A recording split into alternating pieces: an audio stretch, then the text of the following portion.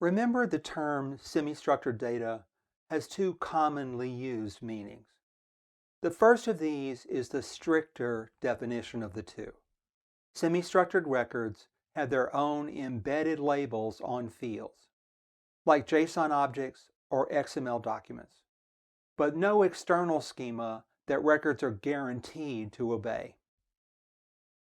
Some people also accept the more relaxed second definition. Semi-structured data, like log files, has some pattern, but no definite schema. While some may disagree that the second is a correct definition of semi-structured data, it does describe a kind of data that you will see in the big data world. JSON and XML are both special types of character strings. So you can have a database table with one column that is a string or other character data type and containing JSON or XML. For example, look at this table. The JSON record column is a string data type in the table schema. You may well obtain JSON records from some other data source and then place them in a table like this. Because the data type of the column is string, the table has no governance over whether the column contains JSON. Many SQL dialects provide functions for extracting parts of JSON strings. For instance, Apache Hive has a function called getJSONObject. This function provides these results when applied to this table. In this example, the function extracts the total element from each JSON object in the JSON record column. The string in the third row is not valid JSON, and the fourth row does not contain a total element in the JSON object.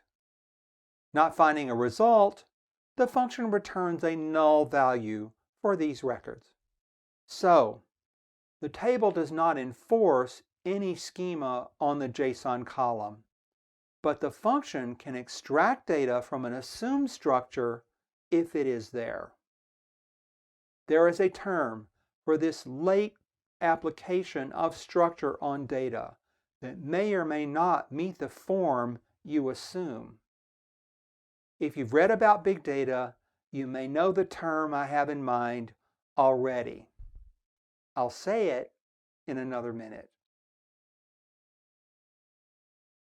There are different functions to extract possible data elements from columns containing various types of semi-structured data. JSON functions, XPath functions, and regular expressions and other string functions. Apache Hive has all these sorts of functions.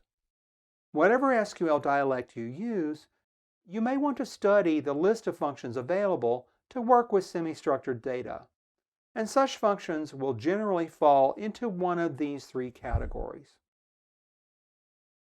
In the example I've just given, the JSON is confined to a single string column in a table.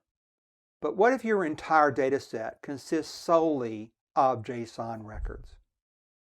In Course 3 of this specialization, you'll learn how to fit table definitions onto semi-structured data that originated from some other source other than a relational database.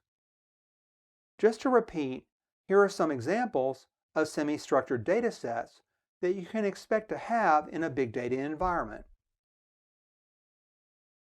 Hive provides an important feature that lets you apply table definitions to data sets like this.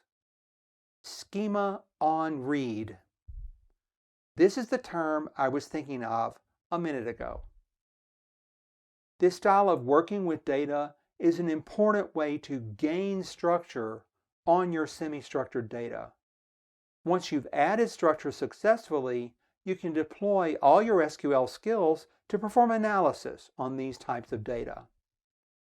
You'll learn a great deal more about this in Course 3 of this specialization.